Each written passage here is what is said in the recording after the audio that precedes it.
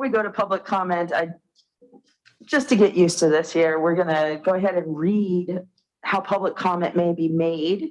It may be made live during the meeting via Zoom or submitted by 5 p.m. as of Tuesday, November 15th, before the CAB meeting via an email to the community engagement at srcity.org and via recorded voice message at 707-543-3080. Recorded voice message comments will be played, if there's any this evening, for up to 3 minutes each. And at the time that agenda item is discussed during the CAB meeting, email public comments will be provided to all CAB members prior to the meeting. And as I saw, we had none of those provided to us, so we won't be having any email comments at this time. The public comment agenda item at this time is for matters that are not listed on the agenda, but which are within the subject matter of the jurisdiction. The public may comment on the agenda items when the item is called later on in the meeting. So are there any public comments at this time? There are no hands raised for public comment and no public comment in the room. Thank you. Item number 3 is approval of the minutes. Everyone was sent your minutes from the September 28th regular meeting. They were attached and embedded in your agenda, as well as those of us that are here in the room were provided lovely printed copy. Thank you so much of those minutes. At this time, is there any of our community board members who have a comment, an edit, or an adjustment that needs to be made to these minutes? Thank you for whoever wrote them. Thank you, Member Harrell. And do we have a motion on the floor to approve the minutes? So moved. I second. Second. That would be Vice Chair Weeks made the motion and Member Barnett seconded. And a roll call vote, Danny, if you'd like. Yes, I'll begin again with Member Wiseman. Present. We're voting on the minutes, sorry. Yeah, Good. no, you're good. I wasn't here last week, or last month, so I abstained, correct? Yes. This was for clarification, this was the September minutes. None of us were here in October. So Oh, okay. Approve. I think you weren't here in September as well. She wasn't here in September. Okay, all right. Okay. Abstain then, sorry. Member Steffi, Approve. Member Rodriguez, Approve. Member Rom. Approve. Member Lange, Approve. Member Inocencio, Approve. Member Harrell, Approve. Member Barnett, Approve. Member Vice Chair Weeks, Approve. and Member Chair Graves. Abstain. Okay, let the record show that all that attended approve except Wiseman abstain from last meeting. Thank you. Procedurally, I did forget about public comment, but did we have any public available at that time? There are no hands raised for public comment and no public comment in the room. I will be better at that, thanks.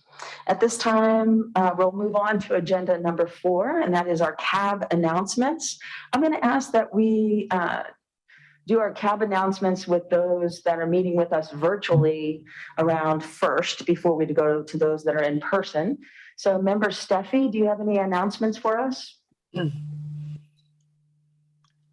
I do, just a couple quick ones. Since we haven't met in a couple months, I was really excited or happy, glad I could attend the Tubbs Fire anniversary at Coffey Park on the 8th of October. It was just great to go to Coffey Park. I hadn't been there since the fire and met and talked to a lot of people. And it was just really heartwarming to see the resiliency there. So that was great. And also one thing most of you might not know, but at the October City Council meeting, something I've been working on for about 6 months got approved, and that was changing the animal code. So now an animal can be impounded pending a hearing if they maul or kill another animal. And it used to be they had to maul or kill a human. So it's one step forward, I think, in keeping our citizens safe. And I work closely with Adam Mabel. He's one of our assistant city attorneys, and he was just awesome to work with. So I was really proud that was able to happen. And also, I'm one of the people that hit the campaign trail for the election we just had a week or so ago. And I saw a lot of other people out volunteering and helping out. And so that was just great to see. And I was glad to see so many people getting engaged in local politics. So that's it for me. Thanks. Thank you, Member Steffi. And I'll move over to Member Wiseman. Just a couple community events coming up. One, my children's school is involved with. It's a French Christmas market, and it's in Courthouse Square on Saturday, December 17th. I can email the information around, starting from 11 a.m. Until 6 p.m., I believe. And so that's a great community event coming up. And then another one coming up that's also a really fun one is the Arts District on A Street is having their annual Winter Blast on Saturday, December 10th from 4 p.m. to 8:30 p.m. So 2 events coming up that I plan to attend. Thank you, Member Wiseman. We'll see you at those. Great. And Member Harrell? Yes, I was going to come in person, but because one of our we have a band, actually. I know it's hard for you to believe that grandmothers have a band, but there's a quartet here. Most of them have been doing music for most of their lives. Our name is called More Joy, and we have one of the singers has a sore throat and is recovering, but we cannot afford for the other 2 singers not to be full on in case we have to take up her capacity. So I was afraid to expose myself anywhere until Saturday night. If I can't sing after Saturday night, it's okay. So anyway, there's a concert Saturday night. And what's great about it is here in Oakmont, there are 210 people signed up to come. And so this is the first really big full-on post-COVID concert I think that has been so well signed up for and attended. So we're kind of feeling like we have our freedom back, but we're still trying to be cautious since everybody here is a senior citizen. I also wanted to say that the board, I'm on the Oakmont board, and we're working on making progress on getting an EVA emergency evacuation road between Oakmont and El Noco, which is a new development project that's coming up to be built.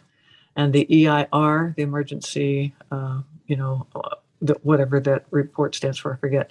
But the EIR contains, will contain a second road for us to get out, because Oakmont and Wild Oak, 5,000 people, can only get out to Highway 12 in an evacuation. That is a lot of people trying to get out of 2 exits to the same road. So this would be through El Noca and to Melita, Montgomery, which can be another direction to leave if we have to. So that's pretty exciting. And I'm really thrilled that Measure H, I think it was H that passed, that has the sales tax to support the police and fire. I think that passed, which I'm very excited about in the voting that happened, that Beth helped so much with. So that's all my report. Thank you, Member Harrell. And I think we will say that it is doing well, but we will say that it is passed when we get verification of those voter results. So we'll knock on wood for you right now. Yeah. Member Rodriguez. Hi, good evening. Yeah, definitely home nursing my little cold, but wanted to acknowledge everyone's work during the campaign season. I want to acknowledge the city water department. They did a great job with outreach as they're updating their water plan. So I encourage you to sort of share that as they look ahead to planning future water resources. And then just acknowledging, if any of you have been following our mayor's work over at COP27 and their climate resiliency message in Egypt, I think it speaks highly to all the initiatives Santa Rosa and the county put forward. So I'm glad to see us carrying that message far and wide, everyone. So thank you. Thank you. Thanks for your work with the water department. I see you out there, so I just want to acknowledge that. Member Inocencio. Hi, no update for me this meeting. Thank you. And Member Barnett. No announcements. Thank you. And Member Lange. So a quick update. Since we last met, we had a NAACP branch Halloween party at Fire Station 10, which was the cutest, funnest event for a lot of little children to get to see what it's like to be at the fire station. And there was 2 emergencies. So they got to watch the trucks leave and what it means when they come back and hook in. So it's really fun. And I think probably the first for a lot of the young kids of color to like be at a fire station and understand what it could mean to pursue that as a career, especially for a lot of young girls that came. And then 2 announcements that I think have circulated, but want to emphasize. 2 programs have launched with ARPA dollars, which is a financial assistance program in partnership with Sonoma County Black Forum. So if you're experiencing any type of rental shortages, it's up to $1,200. And any gaps in whatever your everyday needs may be, whether it's gas or textbooks for students that have been applying, that's up to $800. And then we also launched a therapy fund, which is 12 vouchers of up to $150. So essentially, if you go once a month, that's a year's worth of therapy, twice a month, a 6-month period. Everyone that participates, of course, we are looking to gather data and insight to ensure we can fund the program beyond the ARPA dollars. Each program would serve about 280 people. And so for the therapy fund, for those who know we don't have a ton of mental health professionals of color locally, we outsource a network of 40 therapists between San Francisco, Marin, and Oakland who are willing to provide telehealth. And so if you do not have access to the internet or any type of device, we're also partnering with Random Acts of Kindness and the libraries to set up office hours time, especially with our office at the Presbyterian Church, to ensure that folks can make their appointments on time. That is just beyond awesome, especially at this time of the year. So needed. Thank you. Member Ron. The only thing I have is we had our first Hopper Corridor meeting last Wednesday. It was the first of 3 meetings for the vision of Hopper Corridor after the fire, and then also working to get more insight on the road improvements, which is Coffee Park, Fountain Grove, and other areas in the city. There's about 33 miles worth of road repairs that need to take place, and they're waiting for funding, and it's coming, but just trying to keep on top of that just because of the recovery efforts from the fire. That's all I have. Thanks for staying on top of it. And Vice Chair Weeks. A few things actually. First, one of the things that I put on Nextdoor was, as I'm sure many of you are aware, we're actually switching away from Nixle, and I made sure to post that on Nextdoor, and it's actually gotten quite a bit of traction, surprisingly. So we're switching over to Civic Ready. A lot of people are surprised by that because Nixle's, kind of a commonplace app, but apparently Civic Ready is going to be a better option for us. So I encourage everyone to sign up on the Santa Rosa City website. And the other thing, actually, like I mentioned, I've been attending a bunch of really fun events. Dia de la Cien was a really great event hosted by Los Cien, which is a fantastic Latino advocacy organization. Very well attended, incredibly well attended. It was really great connecting with a lot of different folks. And then I attended the APIC potluck recently, and that was also really well attended. And it was great hearing, from a lot of folks in the Asian community about the various things that they're concerned about. And I know, we had quite a few elected there, and so it was really great connecting with folks. And I would just encourage everyone to make sure you attend the Turkey Trot coming up on Thursday. It's great. It's a lot of fun. Great event. So santarosaturkeytrot.com. Thank you, Member Weeks. want to elevate not only the turkey trot, which I will be at as your announcer on Thursday mornings. I hope all of you will partake even in walking or and whatnot, but more importantly than walking or running is really supporting the Redwood Empire Food Bank at this time of the year.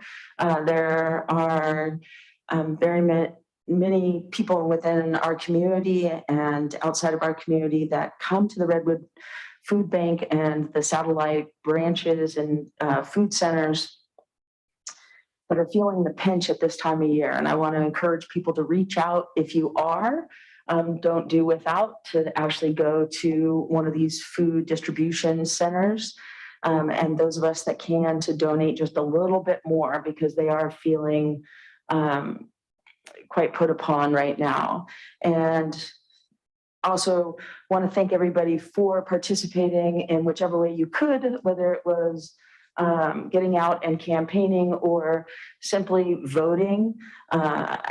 Great turnout. It looks like about 70% of our community did get out the vote. So really feeling great about that and looking forward to more engagement in that way.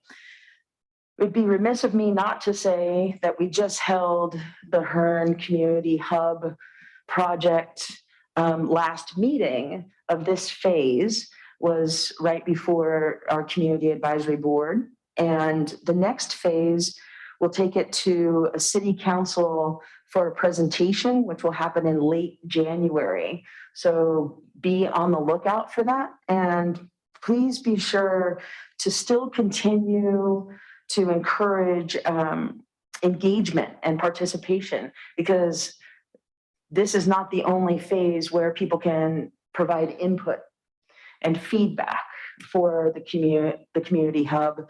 And again, that is just a working name, as I recognize this evening that there's many other names that could be considered. So I'm really looking forward to that project. And I loved seeing so many of the community coming out to some of these meetings. So with that, I will ask if there is any public comment. There are no hands raised for public comment and no public comment in the room. Great, thank you. And I think that'll close out our CAB announcements. And we're moving on to staff updates. Magali, is this yours? Yes, thank you. Ooh. Where's Brian? My mic is like so loud. Let me step back. Okay, so first update, as you all probably know by now, we have a new community engagement coordinator who is Danny Chaparro. We are super excited that we stole him from another great team, the Violence Prevention Partnership. And that means that we're going to hopefully soon be hiring another community outreach specialist for the Office of Community Engagement. It will be a limited term position. So we're maybe looking at a 16 to 20 month position. And in addition, we have in queue some internship opportunities for a number of departments at the city. So these will be paid internships, and we hope to have more information soon about that. So we want to help encourage young folks to get involved in that. And lastly, I just wanted to do a recap of the gun buyback program, which was, in my opinion, wildly successful. We raised $76,000 and all community funds. So again, none of the funds were city funding. This was all donations. We're very fortunate to have Congressman Mike Thompson was one of our first supporters and donors, Senator Mike McGuire as well. I really want to thank a very special community member, Ken Cooker, who was really the catalyst and just the best cheerleader for this. And then Chief Cregan and Lieutenant Tommy Isaacson were really incredible the day of helping to coordinate this event. All in all, we collected 409 handguns, shotguns, and rifles. So 158 were pistols, 265 of them were like what we call long guns. There was 8 ghost guns, 6 assault rifles. And we actually ended up having turn people away because we'd run out of funding. But even after we ran out of funding, we still collected 47 guns after that. So, and then there was a few people who still were like, I just want to get this out of my house. Some of the comments that were made were that people just felt better getting them just again out of their home. Some people said this funding is going to help me pay for gas or pay for other really important sort of life costs. So it was very successful, and I appreciate the community for helping us promote it and also for attending. We are hoping to host another one next year. Our goal is to raise somewhere in the vicinity of $100,000 because that will, I think $100,000 will sustain us for about 3 hours. So that is the end of my report. Thank you, Magali. And at this time, are there any questions for Magali on her report from CAB members? And Vice Chair Weeks? Just a quick question, because I know I saw this circulating on a number of forums, and I haven't had a chance to actually run this past Chief Cregan until now, but in terms of how the guns are processed, is there like an administrative fund that's dedicated to processing the guns? And is that just part of their annual budget? I'm just curious because I know a lot of people are wondering about that. That is a really great I question. don't know if you had the answer or not. Yeah, unfortunately, I don't, but I can definitely find out. So you're interested in knowing what is the processing cost? Just how they process them, what's the cost, you know, is there a dedicated staff member, a dedicated budget towards this? I'm sure there is. Again, I remember seeing a lot of that, you know, circulating as soon as the article went up. I believe there was actually quite a few comments in the actual article itself. And I just want to say I'm incredibly supportive and you know, we were talking with Brian, I'm very pleased with the outcome. And but it's always good to have all that information available. So, you know, if people are upset for some reason, we can quickly share that. Sure. And Member Lange? I don't have a question, but if you are not already partnered with Sonoma State's Community Engagement Office, they will funnel all internship opportunities to students directly for you, and you don't have to do any extra labor. From like so you said their community engagement office? Okay. It's a Center for Community Engagement. So you register to be a partner with them, and then you just post in the portal, like, here's the internships we have, and they do all the work for you. Awesome. Thank you. Yeah, we'd love Sonoma State students. I have a question. Thank you, Member Harold. Yeah, I was going to ask about the internship and the city. Limit, are you looking for college kids or what's that? Can you give me information on that? Thank you for that question. And the city policy has been to hire college students who are enrolled in the major that is correlated to the office. However, I am hoping to be able to work with our HR department to open that to high school students, because I think that's a really crucial place to start and pique an interest. So hopefully there will be more to come. So we have PG&E funds for this. So we're going to go through the first session of this, and the hope is in January we would be interviewing youth or young people, I should say. And then there will be another session of the same funding. So we have funding for 2 terms. Yeah, did Brian leave? Sorry. That's great. Thank you. Thank you for the question. Member Harold, if you can mute when you're not directly speaking, we get a little bit of a feedback. It is going to be a little bit of adjustment as we continue on here, but if there's no other questions, I do want to ask for the buyback. Do we have any relevant data? Or was there any other buyback that's ever happened? Was this the first one? There is, I I spoke to former council member Ernesto Olivares, and he said they did one back in the 90s. However, since that was not in the 2000s, I feel like there's like an instant refresh. But yeah, there was one there, and I could say that in comparison to all the ones that have happened in the area, we've raised the largest amount of money. I mean, more than Sacramento, more than Petaluma. So I just really grateful to our funders. That's great. And also in relation to the question around the processing and the dedication of funds and whatnot, just to be clear with the public, if you had a gun or any type of device at home that you wanted to dispose of at this time, when there isn't a buyback program happening, you can go to the police station.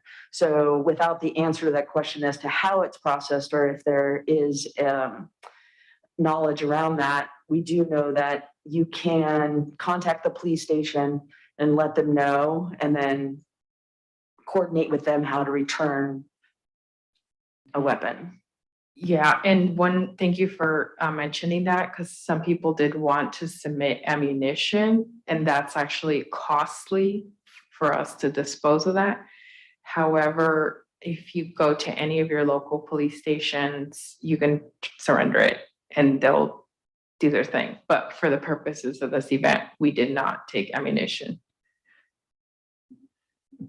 Great, thank you. And just a tidbit of knowledge here, but that's also true with medication. So if you have old medicine at home, and this is the time of the year where sometimes people clean out their medicine cabinet and whatnot before the first of the year, you can actually go to your local police station, and there is a disposal area there. So,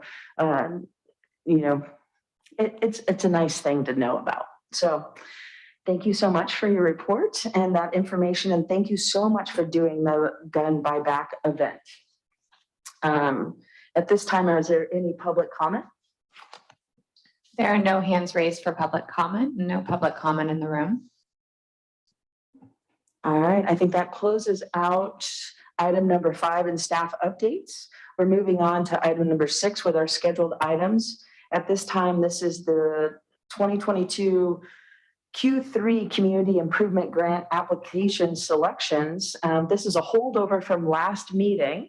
Our last meeting was canceled due to a lack of quorum, and this evening we're bringing forth our missed agenda items from October to now. And I want to remind everybody who may be listening in that this is our only meeting, our last meeting for 2022. So at this time, we have a presentation, and is that Magali? Yes. Thank you. Can we move to the next slide, please? So yes, thank you. We're gonna just go very quickly into some of the, as Chair mentioned, some of the items that we were gonna discuss in the last meeting. And as you all know, the goal of this program is to support community building, improve neighborhoods, strengthen city relationships, and the amounts are all the way up to $2,500. So we're gonna go to the next slide, please. Here are the applications that were sent over. So the projects are the 2023 South Park Day and Night Festival, for the amount asked is $25. The Historic Railroad Association 2022 Holiday Carriage Rides Project. I do apologize, I think I need glasses. And the Resource Teens Resilience Workshops, Resourcing Teens Resiliency Workshop Project for $2,500. We do currently, if we go to the next slide, we could see that we do have a remaining budget of $14,614. So at this point, if the CAB did decide, we would be able to cover the cost of these 3 requests. So were there any questions? I'm so sorry, it's so loud. You can hear me whisper. I was going to ask a question about when does the what was the one, with the carriage? When does that start? When are they going to start those? Thank you. And for that one, the application was, Because it said during the holidays, I didn't know how far that went. We're looking it up now at this time. So I have the application here. unfortunately, I don't think there's an exact deadline date, but I'm So assuming. it starts after Thanksgiving, the carriage rides. This is number 3 in their write-up under community support. Starting after Thanksgiving, the carriage rides are held each weekend from 11 to 3 p.m. To add to the festivities, the association hires local musicians and carolers to perform each day. And it also partners with other nonprofits, Chopped Teen Club and the Rescue Mission for entertainment and or help in setting up and taking down. It continues on from there. That's cool. And then, so this is just for note, this is all of this information was included with the October agenda and now with this agenda. And this is part of their application, is all of that information. Thank you.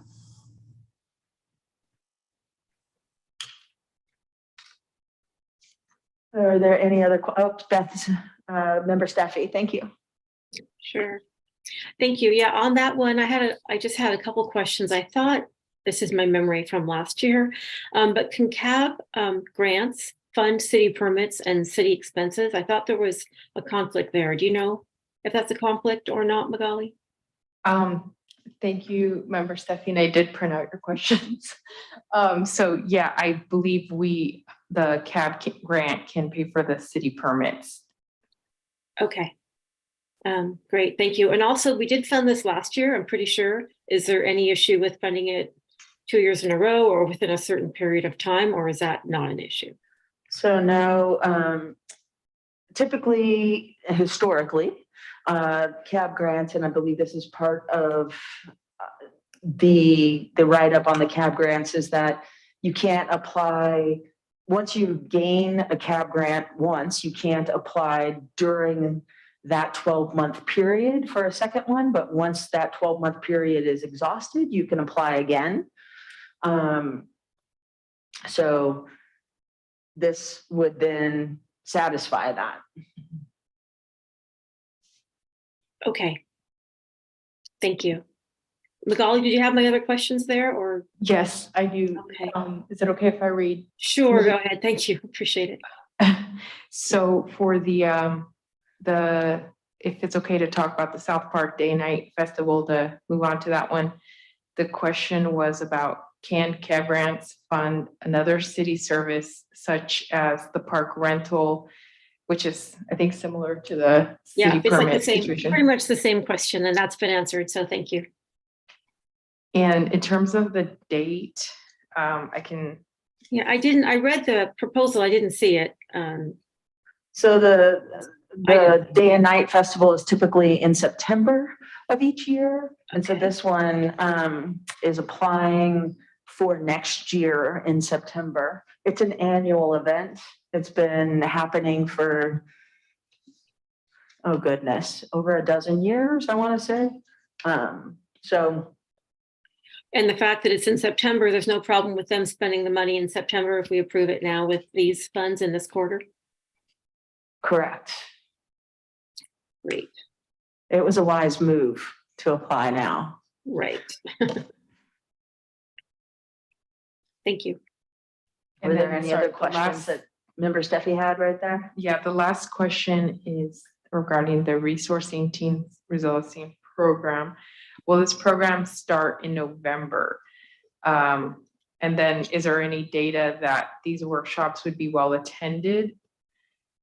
Which I think is a really great and valid question. When I read their packet, I saw that they were going to be doing some substantial outreach and partnership with the Boys and Girls Club. But outside of that, I mean, we can acquire. So Well, it I looks, was just, Sorry. I was just thinking that the teens I know would not want to do that. That's just my personal experience with teens. So I was just curious if they'd done some research. I know they're having it at the Boys and Girls Club, but I believe they're trying to get teens to attend it who aren't necessarily members of those clubs. So that was my only concern. Are we really going to get kids to be there? Because that was, again, in my experience, it might not be an easy sell.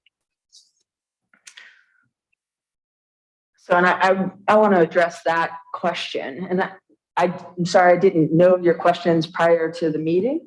So I'm kind of going off the top of my head here a little bit, but I would say that this is a first time program, so they wouldn't have any historical data to give us as to how well it would be attended.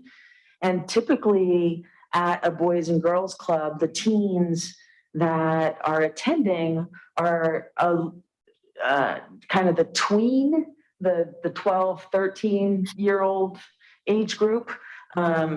So it would be a matter of more than likely they already see that population there and that there's a need for programming, but that's something we need to ask them.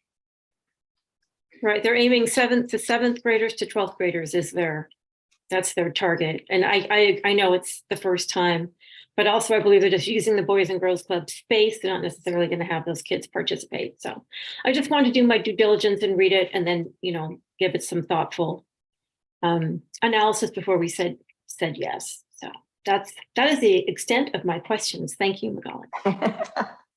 Thanks for submitting questions. We appreciate that. Are there any questions here in person? And Member Inocencio, thank you for that. Yeah, I have a question. I think I've asked it before, but is there, when a CAB grant applies for a park permit or any other permit of city property, do they pay full rate, or are there discounted rates for CAB projects or things like that, or for CAB grants?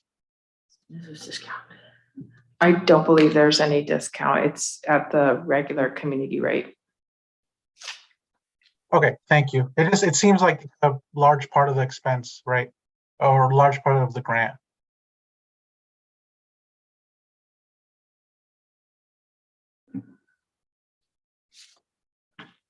Yeah, I don't know if we want to get into a discussion about that at this time. That might be something to kind of research a little bit. Yeah, but I would imagine that, permitting fees do have a purpose. And so those can't be decreased because you're applying for a grant. And in fact, if you get the grant, then it pays for the permit fees. That, to me, it makes logical sense down that one. Yeah, and I don't want to have a discussion. I agree. I just something it's almost close to 50% of the grant, right? So it seems it would be nice if there could be some sort of discounted rate or just something. But yeah, you're right. This isn't the place for the discussion. Just wanted to bring it up. Thank you. Thanks. We'll note that one down. So at this time, it's a matter of if there is a motion on the floor to approve all three, or if there's anything to be separated out. Member Land, you're going to have a motion. I can feel it. Go for it. So moved for all three. I second. And the second comes from Member Barnett. And that was a motion for all three to be approved. Are there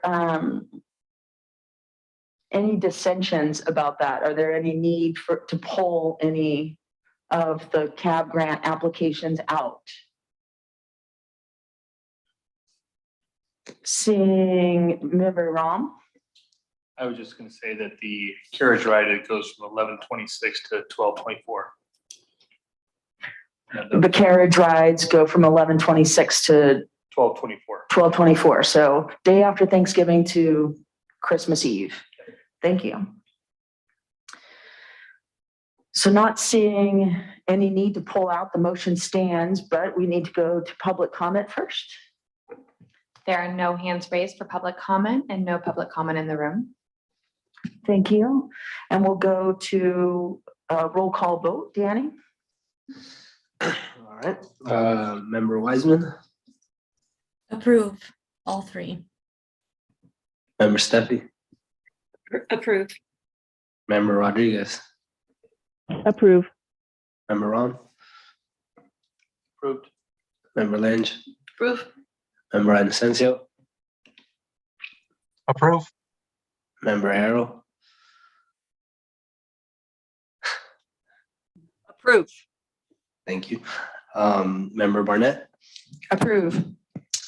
Vice Chair Weeks, Approved. and Chair Graves. Approve. Let the record show that all members of attendance have approved the grants. Thank you.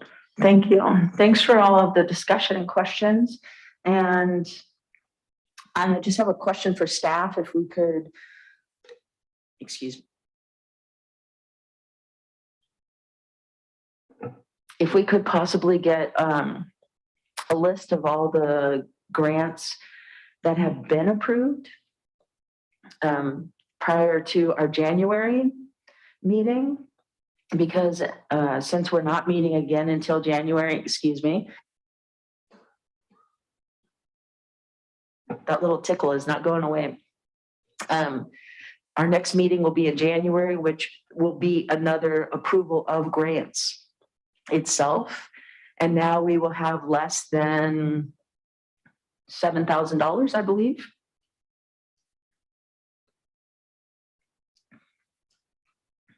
So prior to approving these three, we had 14,614. So yeah, So we'll have about $7,100. So it would just be good maybe to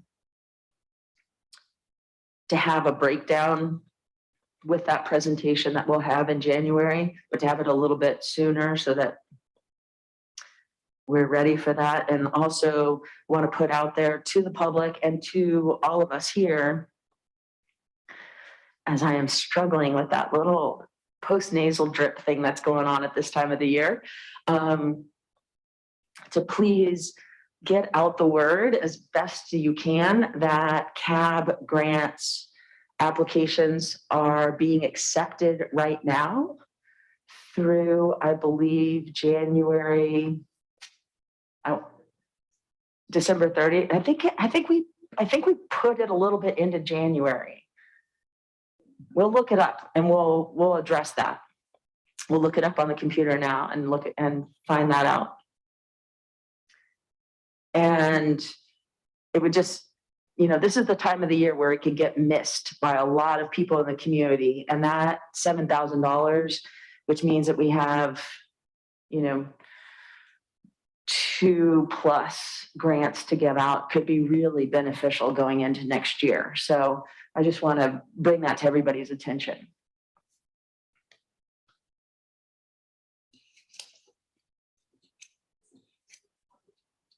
So it is December 30th, 4 p.m. So Member Barnett, you are correct. So that is the deadline. So make note of that and please help to share that information out with community groups, neighbors, and friends as well. So that will conclude item number 6.1. Moving on to item number 6.2. It's the 2023 CAB events discussion and Neighbor Fest presentation. And for this, Magali, Daniel, you're up. Thank you. All right, everyone. So for the sake of time, I'm going to kind of give you a rough overview of the Neighbor Fest pilot program overview. I think some of the people on this CAB were actually part of that Neighbor Fest during that time, and so was I. I had the privilege of being one of the first ones on that. So next slide, please. So just to give you a quick background, after the 2017 wildfires, there was a big push for the community to have the city provide support and guidance on how to better prepare for future disasters and emergencies. Additionally, it became apparent that during the major disasters, such as the 2017 wildfires, that there are never going to be enough first responders to get everyone immediately. We saw and heard through anecdotal stories that residents who had already existing relationships with their neighbors prior to the disaster were more likely to help each other out during some of these disasters or during that disaster.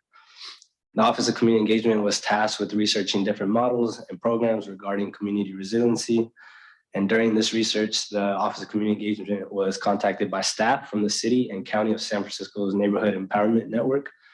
A series of meetings and workshops facilitated by San Francisco staff were held with City of Santa Rosa staff, the Community Advisory Board, community-based organizations, and Santa Rosa's residents to determine what model would work best for Santa Rosa. Next slide. So what is NeighborFest? In a sense, a NeighborFest is a locally organized gathering, also known as a block party, that offers neighborhoods the chance to come together, have fun, and build a stronger, more connected community. That's what we emphasize, block party. That's really what got people, going and wanting to participate in some of these NeighborFest.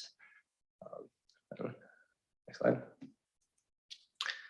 So why NeighborFest? Really, what I just mentioned about the block party, it's getting people together, feeling more connected with their neighbors, building a strong, resilient neighborhood, especially during and after the disaster. But NeighborFest aims to strengthen social cohesion or connectedness, resilience, and prepare neighborhoods for disasters, as I just mentioned. But this is what brings me to the pilot program overview. As you can see, city staff applied for several community grants in 2018 and were subsequently funded. Community Foundation of Sonoma County, Healthcare Foundation of Northern Sonoma County, United Way of the Wine Country. So total grants received were 30,000. Funds were used to provide mini grants of up to 2,500 to participating neighborhoods.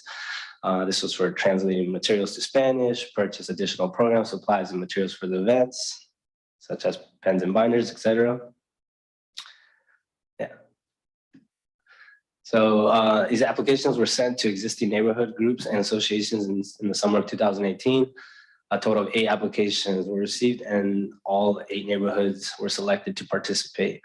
Selected neighborhood received the following a mini grant of 2,500, a NeighborFest toolkit, additional planning support and resources via NeighborFest staff, a city organized disaster planning component at the event, and a map of the neighborhood upon completion of the event. Next slide brings me to what the map looked like, the ones that we'd bring to the NeighborFest. For the mapping activity, the NeighborFest staff and CAB members would facilitate the activity with participating neighbors. Neighbors would come to the table and staff and CAB would ask them to map out various disaster preparedness items on their neighborhood map, which included where would you go if you needed to gather in an open area? How would you get water or food? Is there a place to get medical assistance, etc.? So that map generally was really bringing people together, kind of sharing information, sharing contacts, sharing where they live. So neighbors really got a sense of each other. So brings me to the next one. So some of the roles and responsibilities that the neighborhoods had for the NeighborFest program were recruiting neighbors for planning committee, planning and implementing NeighborFest, such as developing budgets, inviting at least 3 community organizations to table at event, planning for food, entertainment, and other activities, implementing the event, and lastly, participating in NeighborFest evaluation activities. Some of the city staff's roles were the coordination or bringing in the participation of, for instance, American Red Cross that provided individual and family disaster preparedness information and the CPR demonstration. Also, Healthcare Foundation of Northern Sonoma County that provided mental health resources and information about psychological CPR. The Sonoma County Library that provided a children's reading area and information about various programs and services their branches offered. These events occurred before the city developed the evacuation zones, lookup tool and maps. The idea for future events was to incorporate this information along with the education, emergency alerts, and notification. So a lot of planning and coordination went into this. Next slide. When we're talking about the program outcomes, this is some of the neighborhoods that I want to show you, or that we want to show you that we worked with, and we hosted the NeighborFest program. As you can see, there was a total of 8 neighborhoods that participated in NeighborFest. One was unincorporated. I believe that one was the Moreland neighborhood. We were able to do this because our funding did not come from that city's budget. Events were held in June through August, and at the time of each event was set by each participating neighborhood. So if you can see by the dates, it was like roughly every 2 weeks, there was another Neighbor Fest going on. Next slide. One more. So these are some of the final reports that were based off number of neighbors in attendance, number of new contacts made, numbers involved in event planning, number of community organizations that participated at the event. So as you can see, each neighbor had obviously a variety of attendance, but the numbers were high. You can go to the next one because I want to show you some of the photos of what Neighbor Fest looked like and how it was organized. You can keep going. Adam is just going to kind of glance through all of them, but as you can see, these were some of the Neighbor Fest that we attended, that we hosted, or the neighborhoods that hosted. And really the map was kind of the center of attention because that's what really brought everybody together. But there's some city staff. But yeah, just to wrap it up. Initial analysis showed again that Neighbor Fest provides an opportunity for residents to socialize with one another and create relationships with new neighbors. So really Neighbor Fest produced a high level of participation. So people were more prepared for disaster planning. We can keep going. And we're just gonna move on to the last part before that one. Yeah, so some of the ideas that were left off in the CAB when talking about Neighbor Fest was to move Neighbor Fest from just disaster preparedness and focus it to a whole city focus that included mobile city hall, provide space for city departments with engagement needs. And then Neighbor Fest Plus events were, thinking about larger community-wide events, focus on the largest segment of the community, not just a single neighborhood or block, could host at a city park or neighborhood school. And then lastly, noting that planning would fall on the CAB to make these types of events happen, as there would be no neighborhood group to facilitate this process. Which brings it to the last part of the question. Sorry that I went through that pretty fast, but just trying to get everybody out. I think a lot of us are familiar with the material to some extent. Some a little bit deeper dives than others. So at this time, are there any questions? I'm going to go to those that are joining us remotely. I'm looking to you to have your hands raised if you may have any questions for Danny or staff. And I don't see any at this time. So I'll look to those that are in person if there's any questions.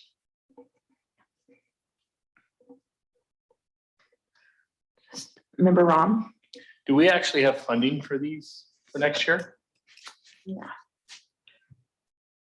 Yes, we do. We did set aside some funding for Neighbor Fest, and in addition, through the community empowerment plan, we did reserve $10,000 for that. Magali, did you just say $10,000? Yes. I don't remember 30,000. Maybe that's what was done previously, but for some reason I remember you saying 30,000 before. So we're have $10,000 for 2023 dedicated to a neighborhood fest. I'm so sorry. This is my third community meeting of the day. No, it's okay. I do want to get you that correct information. So if it's okay, we'll send that out this week, the confirmed amount, but Okay. it could be that amount. Okay. Yeah. So we'll say 10,000 now, and then if we come back with a higher number, we'll celebrate, right? It'll be good. So, and Vice Chair Weeks. Since this is going to be CAB led, I'm just wondering, because I know previously we had essentially subcommittee groups and I think I might have mentioned this previously, where we broke out and discussed matters that were relevant to the work that we're doing. Do we want to do something like that to help with coordination, or are we just going to kind of do this on an ad hoc basis, like outside of like the public meeting? Like, how are we going to actually collectively work on this? If I could just note that the Neighbor Fest would be one of the options, because we did talk about that or 3 other options. So we don't necessarily have to do Neighbor Fest if that's not what the CAB decides on. And did I see it was either Member Lange or Member Barnett? Did you have your hand up, Barnett? Yeah, it wasn't the budget question, it was the department and resource question, because that came out of 2019 events. Police, fire were heavily pulled on with that whole project. Because we did 8. So I like the idea of abbreviating it, but before we go too far, do we have confirmation? I mean, I'm assuming they would be able to do 1. I just remember from 2019 of like, they got pulled in so many directions in a very short amount of time. And I don't want to do that to them again. I think they would really appreciate that. But I did check in with Chief Westrope, and unfortunately, I don't think they would have the capacity to attend that many Neighbor Fest, which is kind of why Wildfire Ready may be a good option, because on that day, they do deploy a lot of their resources. They all know about it. They prepare for it. And not only is it Santa Rosa Fire Department, but they bring in all the other fire partners, so the county folks and just the various gamut of people who assist in fires. So we can explain to community, if you're in city limits, if you're outside of city limits, here are all the resources. So. Great, yeah. And I would think that it's not just fire at this point. It's, I mean, all of the city staff, we're talking, there's still 120 staff down and open positions. So projecting into the future of being able to pull staff for these types of events on a every 2-week basis would be a big hurdle. Member, okay, so I'm seeing hands now. Thank you for raising hands and being patient with me until I look up. Member Rodriguez? Would it be worthwhile to have staff come back and make a recommendation? So that way we have a better idea of what resources are available based on their availability and budget? Well, we can state now that in terms of fire, they'd be able to do 1 event. And in addition, with police being part of evacuations and they're part of this conversation, it would be sort of the same, because sometimes they go into overtime costs. And Member Harrell? I'm trying to recall, but I'm wondering if we talked about in the last meeting that we had a couple months ago, is it possible to make Neighbor Fest and Wildfire Ready kind of become one project as opposed to, I mean, it just seems like they're somewhat related. And where would the Wildfire Ready one be? Would that be in the center of town or? Yes, actually, it would be held at Courthouse Square. And we already have a really good idea of when we'd be able to hold it, June 4th. It's a Saturday. Okay.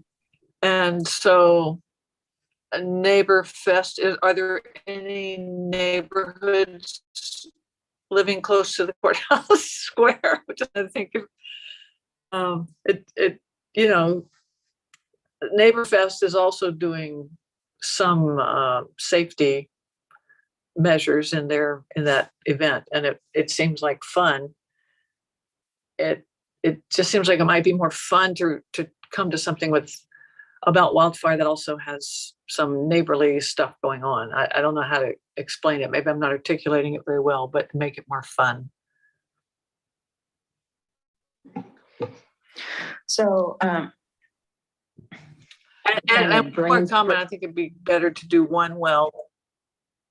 I think it would be better to do one well than to do two not so well. So at this point, Wildfire Ready is already on the books to happen on June 4th, is what I understand. Sorry, it's June 10th. Okay, June 10th. So that is a Saturday, June 10th then, correct? All right. And member Harold has made the suggestion, I think that we've kind of talked around this a little bit before about trying to be inclusive of a type of a neighborhood resource fair, neighborhood fest-esque kind of an event with the Wildfire Ready. I'm going to throw it on its ear a little bit, just throw out a wild and crazy idea. There are screens now that have been used in Courthouse Square that can actually, you can watch the screen. It's an LED screen during the day.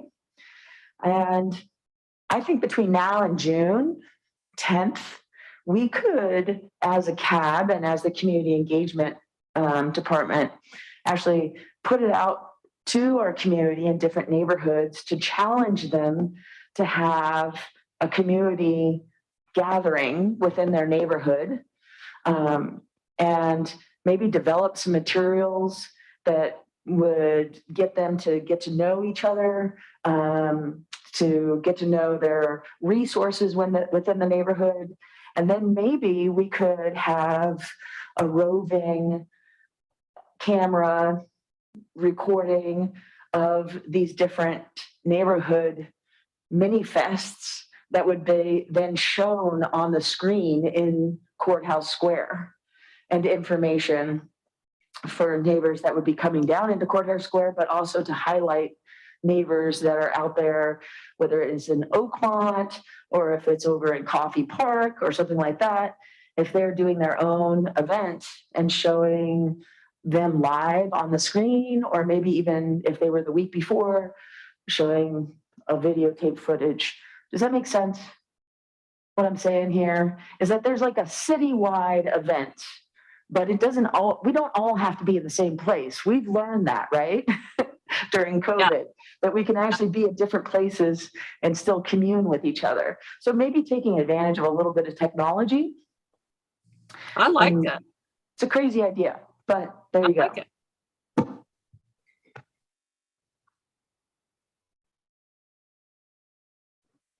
That is a good idea.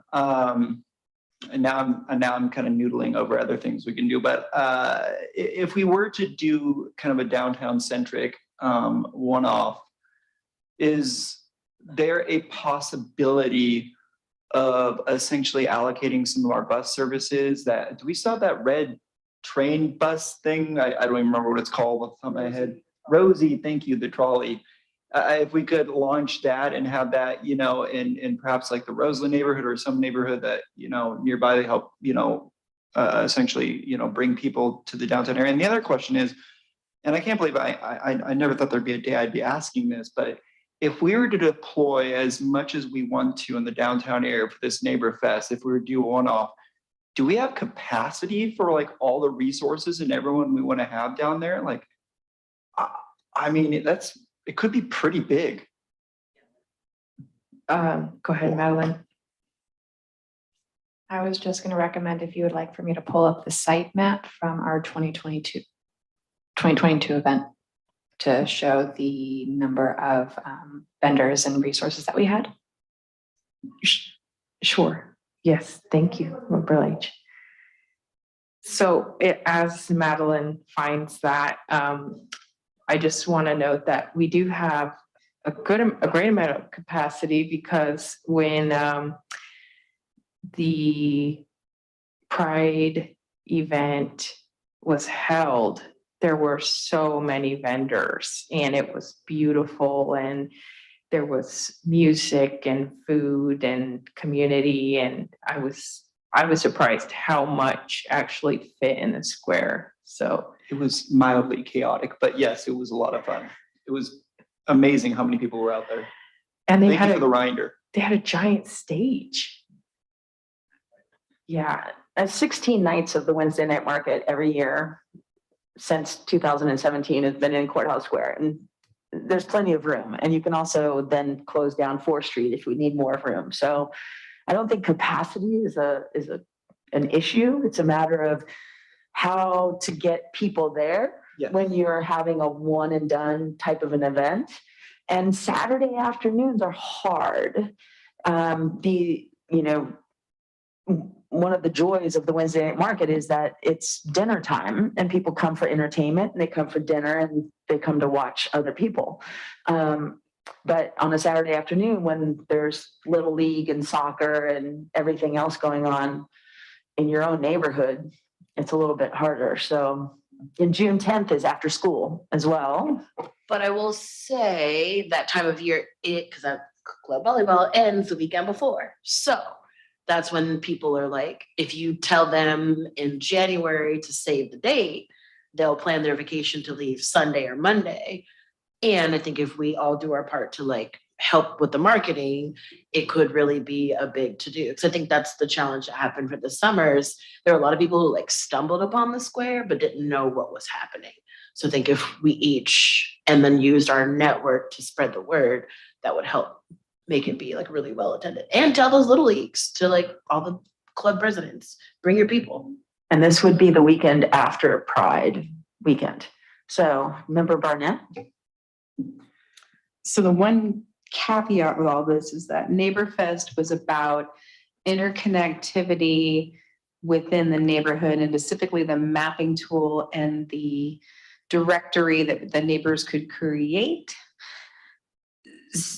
So I like the idea of the open house wildfire ready on the square. However, that's not NeighborFest. And so one of the things we might contemplate is having the applications for a NeighborFest at that event. And the idea being that we're going to pilot 2 without all the resources, and it's just about the mapping and the connectedness, and that we plan for either late summer 2022, 2023 through 2024, putting an application cycle, because we will not have CIG funding until the fiscal year. And we're probably, so that, you know what I'm saying? Like timing wise, that we're kind of talking about 2 different things, because NeighborFest specifically was about getting the neighbors to resource map and to network. And it had specifically to do with if there was a disaster, who in your neighborhood needs help getting out? And that was the goal. The goal was to find those folks that needed help to get them out, because we don't have enough resources in our city in a disaster response. And that meant when the fires happened, people were left behind. And that was the goal. The goal was, if you know who has needs, who's in a wheelchair, who doesn't drive, who won't leave without their pets. That was the goal of NeighborFest, was to create those social cohesion bonds so that no one was left behind. The flip side of that was the next major disaster could very well be an earthquake, in which we're in a shelter in place position. And we need to have neighbors connecting to one another, because roads may be buckled, gas lines may be severed, you may be without power for multiple days. And it was this idea that social cohesion meant we're all in this together. We're going to get through the next 5 to 7 days because we know each other. So that's the one caveat, is that we can do the wildfire ready, but the NeighborFest was a very specific response. And I don't necessarily want to take the goal of that away. I like the idea of us having it as a wildfire emergency preparedness and potentially launching NeighborFest 2.0 in a smaller capacity than what we were looking at, and using the wildfire ready as a tool, and potentially going to the neighborhoods that were in it. So talking to Sherwood Forest, talking to the junior college, talking to West End, talking to the neighborhoods, talking to Coffee Park and saying, folks have done this work. see the value in it and potentially seeing if they would help for the folks that show up, say, hey, I'd like to do this. Well, this is how. That would be another thing to look at. But that's my one piece of all this, is that neighborhood has had a very, very, very specific goal. And I think the value in that is something that I don't want to see lose if we pivot in this direction.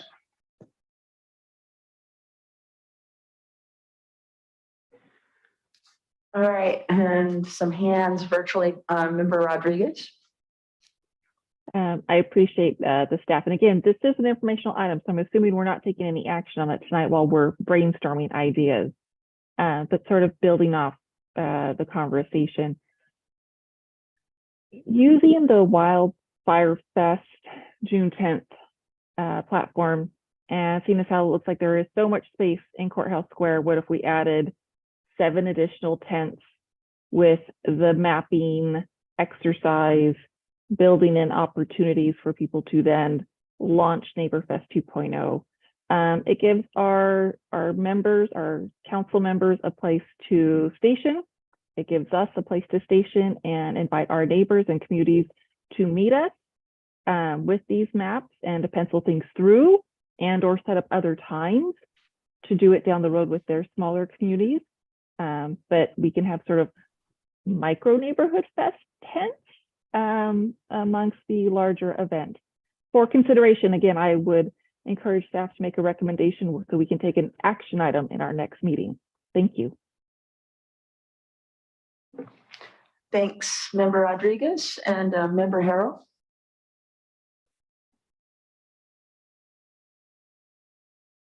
Yeah, I like Andrea's idea because, I mean, I understand that they're separate, but they're really together also. I mean, they have this correlation of helping each other. And one of the things here at Oakmont that we do, we have a fair, a Fire West Fair every year, and we've decided to expand into earthquake and fire.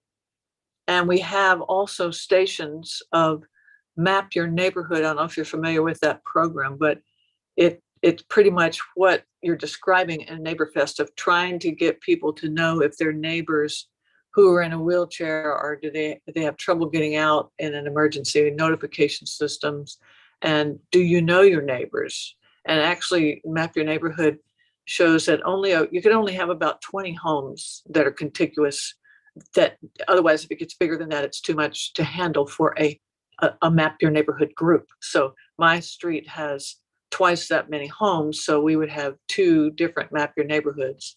And you have a meeting, and I like the idea of launching the 7 tents with certain neighborhoods, you know, saying this is this neighborhood, would you like to sign up? And then we could launch another level of neighborhood fest for specific areas, because the emergency part is still tied to wildfire and getting people out, and there is a connection. So that's just my comments. And Vice Chair Weeks.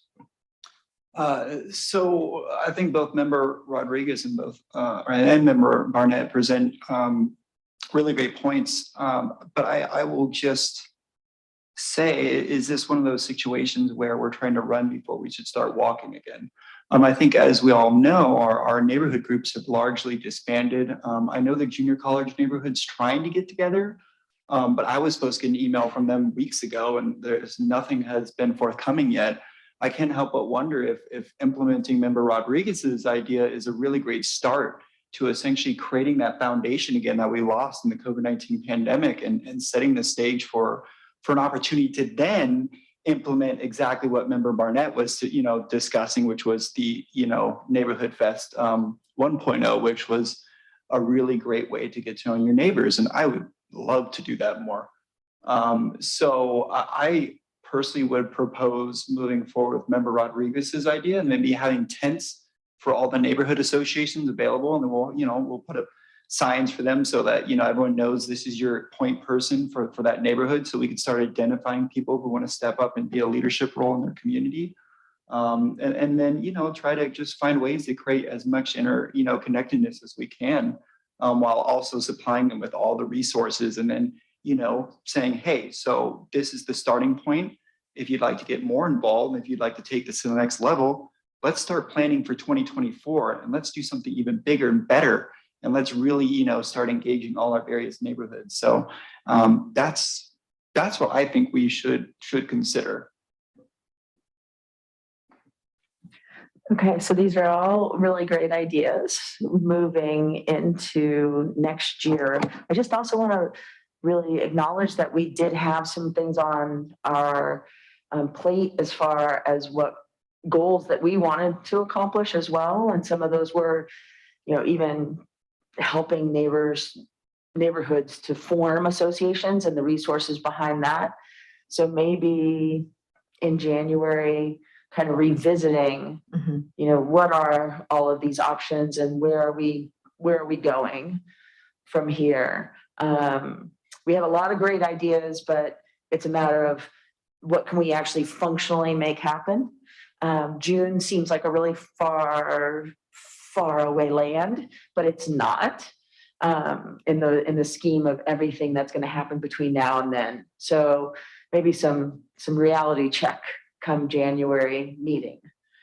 I'm seeing some nods from Magali. Yeah, if I could just add that I do agree with Member Rodriguez and Member Harrell in terms of, and also what Vice Chair mentioned, because we do have this community outreach specialist, and I don't want to put the cart before the horse because we haven't even gotten the person yet. But part of their project is going to be to start revisiting these neighborhood group gatherings. In addition, we're going to be working with Latino service providers in having their youth assisting us with hosting town halls in districts. So I feel like there's a lot of movement and cohesion there to start building, but I agree. I think some of the neighborhood groups have not been as active, and that needs to get underway first before we deploy resources and commit to being in neighborhoods in the way that NeighborFest 2 or 1.0 was. And my recommendation would be to make a decision today for what Chair mentioned. It's November, we're not going to have a December meeting. And if we're going to go with Wildfire Ready, we need to start launching outreach in January, because my hope is that CAB is going to make it Lollapalooza Wildfire Ready, where there is Member Harold's band singing or performing and other performances, and really a community coming together, a celebration, resources offered, and as you all mentioned, having a tent for each district and starting, looking at these resource mapping tools for neighborhoods. So starting in kind of, like you said, crawling first. I saw a Member Harold first, and then I'll go to Member Lange. Yeah, I think everybody here is up for Wildfire Ready. We're just thinking about how to make it as effective as possible to incorporate some of the other things we're trying to accomplish, including lifting a NeighborFest launch by the 7/10 and a point person for people to connect with. And then you could also have a volunteer list of who wants to help put this on as they come. And so I think, I don't think anybody here would object to committing to Wildfire Ready. I guess we need to have a formal vote on that, but if we don't, please speak up. All right, we'll come back to the part about a vote. Member Lange? I support what was just recommended. I do agree that we know Welfare Ready is important, and that's like a way to get all vested interests in the same place. But really, I appreciate Member Barnett's context around NeighborFest and why it's important. But I realize that like none of us have the capacity to make it happen the way it needs to. Hence like our, 3 meetings of study session on studying the neighborhoods. If there's a point person at the city that can own it and then we support their work, I think would be a really good way to ensure it gets done, because then someone paid with full attention and time could do it. So I think it's a both and. So if there's room for us to say, like, let's do Wildfire Ready, and then be prepared to support the relaunch of NeighborFest upon the hire of this person, it makes the most sense to me to do it in that way so that we don't jack it up. Thank you. And so coming back to action on your recommendation, are you looking for a vote from us? I would love a final decision today so we can launch into it in January with an action plan. Okay, so that sounds like the affirmative, but before we do that, Vice Chair Weeks? I just, again, I want to go back to transportation. So I want to make sure we lock that down. That's really important to make sure we engage all the communities. So it's very important to me. I want to make sure we figure that out logistically. If there's some sort of funding that needs to move around, just if you could come back with me on that, that'd be terrific. And then I'd like to just, again, I think it might behoove us to potentially consider, we don't have to consider this now, obviously, and we can talk about this later, but and maybe offline subcommittee, just to bring all this together, because I don't think we're going to accomplish this in 1 meeting per month. And then I would like to also, this is something we can do offline, but I think it'd be really great if you remember Harrow and some of our other local bands like Burnside, if they could come out, I'm sure they'd do it for charity. So I think that'd be really terrific. People would love that. And it's more likely to drive, more folks into the downtown area. And then, yeah, I think it'd be a really great opportunity. I think this was mentioned earlier for a council meet and greet. We have a bunch of new faces on our council. I think it's a terrific opportunity for them to get out there, to have their own little booths and for people to come up and, interact with them, get to know them. So I'll leave it there. Thanks. Okay. Thank you for all of that. And with the transportation aspect of that, I just want to say that I don't think that it would be bad to ask for a free transit day on that day rather than just Rosie the Trolley, so that free transit is all throughout the whole entire city on Wildfire Ready Day. And maybe that's also a way that the community could thank our transit drivers, because they played a big role in the Tubbs fire. So it'd be a great, high five your transit driver.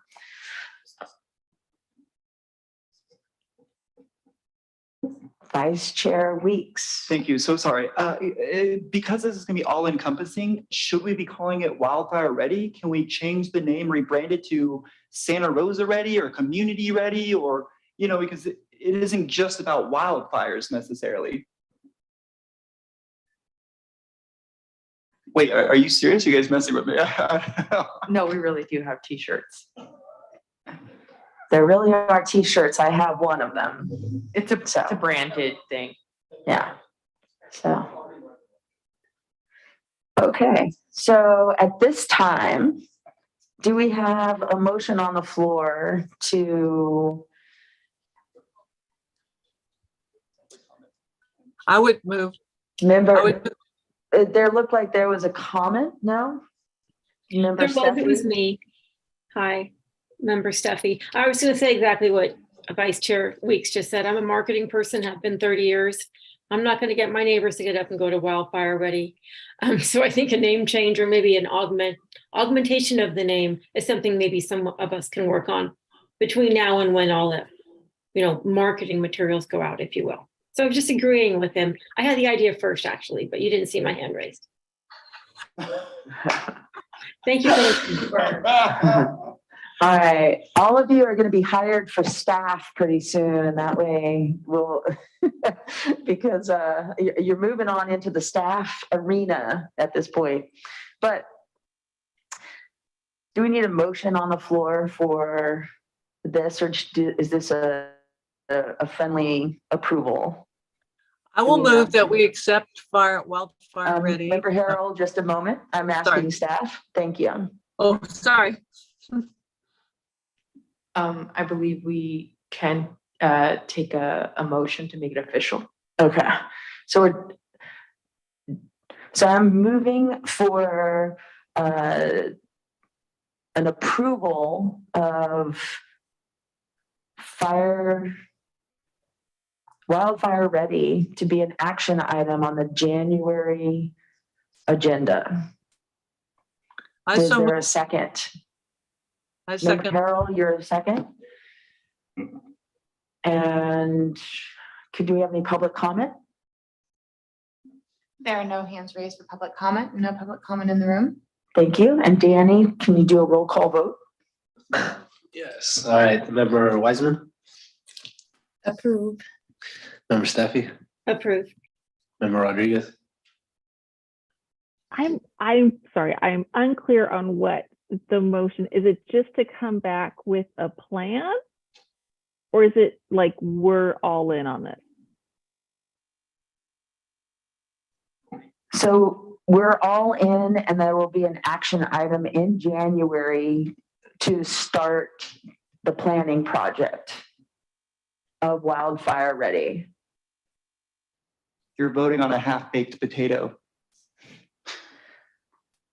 I know, it's a Okay, little convoluted in the world of meetings, but this allows it to be an item in January that will then be something that the CAB will work on from January through June.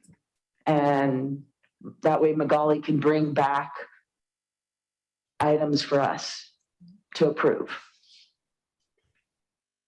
okay, because I thought, yeah. I understand it's a hard one to wrap our brains around right now, that it wasn't necessarily put on here as an approval item. So this is Right. more of a friendly approval, but this is what staff is asking of us. Okay, because it was an approval item, so I don't want to vote on something that wasn't, necessarily laid out to be approved on. I'm all for supporting staff to come back with a plan in January. So there's my half-baked yes. All right, thank you. And Danny, you can continue. Member Ron, Approve. member Lange, Approve. member Inocencio, Approve. member Harrell, Approve. member Barnett, Approve. Vice Chair Weeks, Santa Rosa Ready approved. Chair Graves. Approve. All right, let the record be known that all members of attendance have approved to make Wildfire an official action item for January. Thank you. And thanks for bearing with us on that. It was a long road to get there, so appreciate that. That ends and concludes item 6.2. We'll go to item 6.3, issues of concern to city residents. Virtual members, if you have any issues of concern, I'm looking for your hand to be raised. I'll take that as a no. We'll move to the members in person. And Vice Chair Weeks. I have been noticing an alarmingly high rate of people who are not paying much attention to people crossing the crosswalk. And I have been almost hit several times in just the past couple months. What I do think, and I've noticed is very effective, and I would definitely like the city to invest more heavily in, are the crosswalks that have those blinking signs. People I've noticed are far more likely to stop when you click that button than if you're just crossing the street. They do not care. So just something worth, noodling on and maybe potentially bringing something together at some point or talking with city staff about. Thank you, Vice Chair. I don't see any other issues of concern. I have one. For Sorry, Inocencio. Yeah, just Cal's comments reminded me that the crosswalk on Corby Avenue, specifically over Colgan Creek, if there's no crosswalk or bridge over it, so you have to walk directly into the street. And I've heard a couple of neighbors complain that sometimes cars, especially late at night, you're driving there. There's no crosswalk, no sidewalk, so you just have to kind of make yourself narrow and walk against it. So on that, I just wanted to echo Cal's thoughts about the importance of crosswalks, especially along Corby Avenue.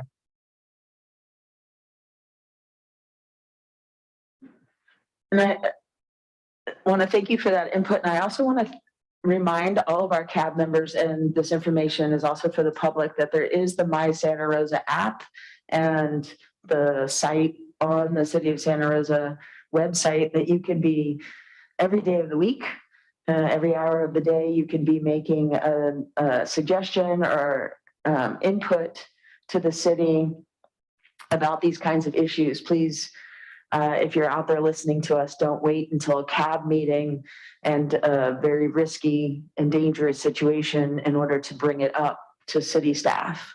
Thank you. And at this time, is there any public comment? There are no hands raised for public comment, no public comment in the room. All right, thank you. And this concludes item number 6.3. Moving on to item number 7 is future agenda items. And there's quite a few on here. Most of them are to be determined. Implement strategic planning is ongoing. So that's something that I brought up earlier, and I think that actually have some updates. What's that? I actually have some updates. Okay, thank you.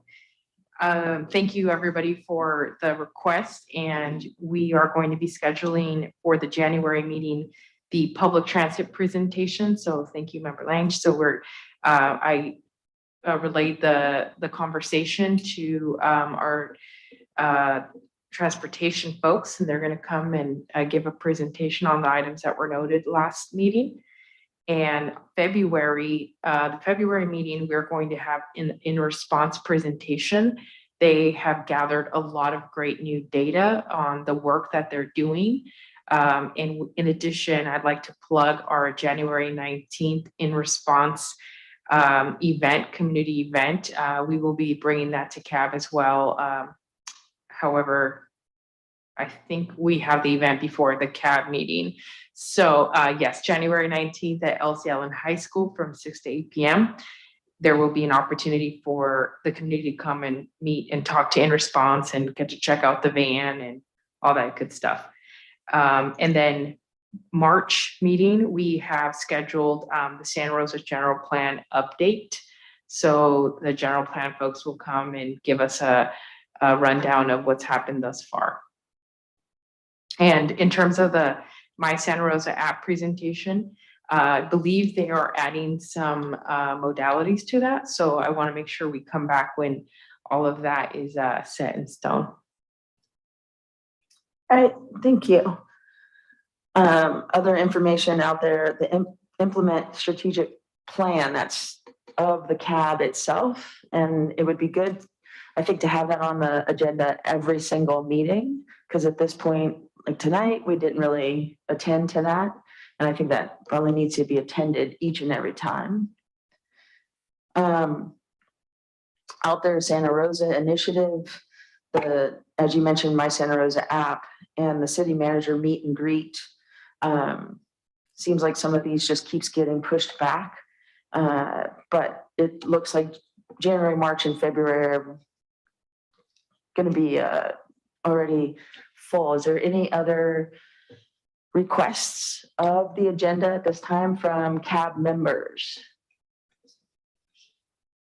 And I'm going to go with Member Inocencio, then Member Lange, and then Vice Chair Weeks. Yeah, so my question is, around when will we have the kind of our yearly meeting for the capital improvement?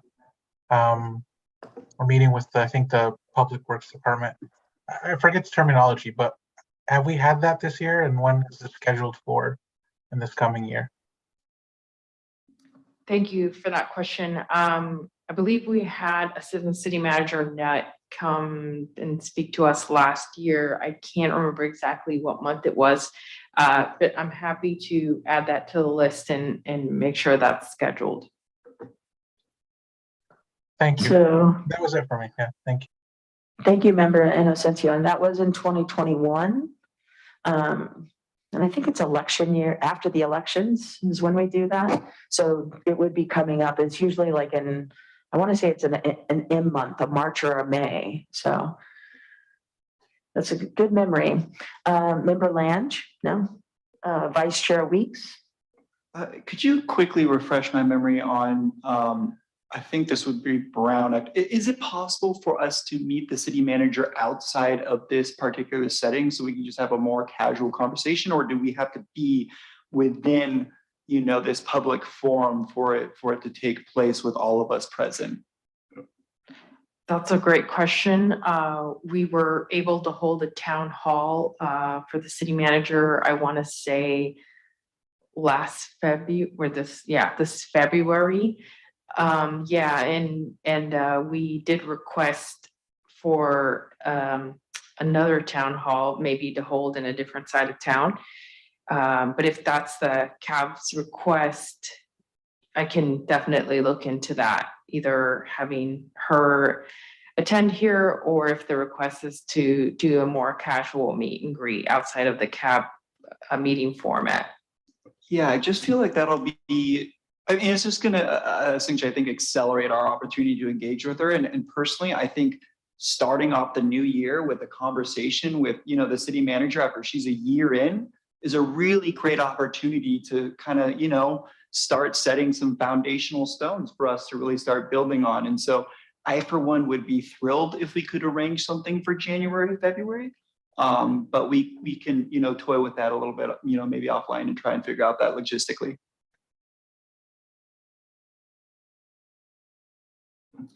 All right, and Member Harrell?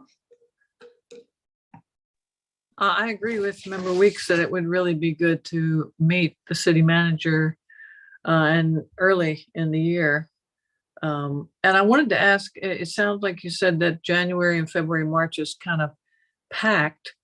Well, you said March was Santa Rosa general plan update. Would that be because the general plan has already been accepted, or is that still what they're considering in March? To be fully transparent, it's just kind of like they got the third choice of the dates available, because I didn't want to crowd your meetings with presentations if we are going to be planning for this event in June. So I wanted to limit, but I mean, sure, I understand. I understand. What's happening in January, February? So January would be the public transit presentation. February is the in response presentation. Okay, thanks.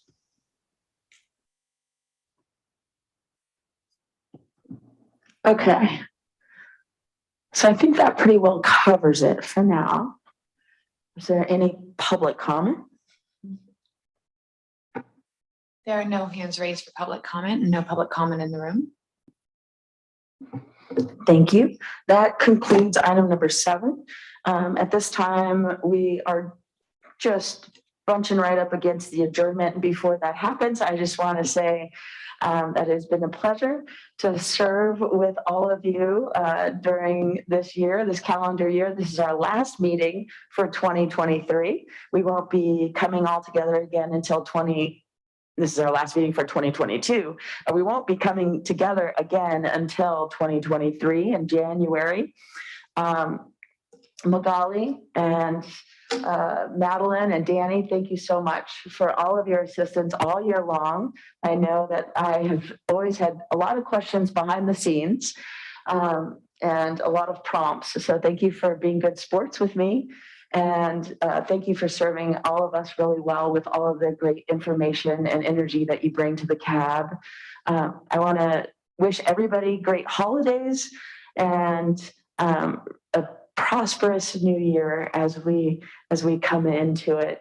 And remember, once again, please make donations where you can to those that are more in need, like with the Redwood Empire Food Bank. It is one of my heartfelt pleads of the year, and I always try to do that personally with folks.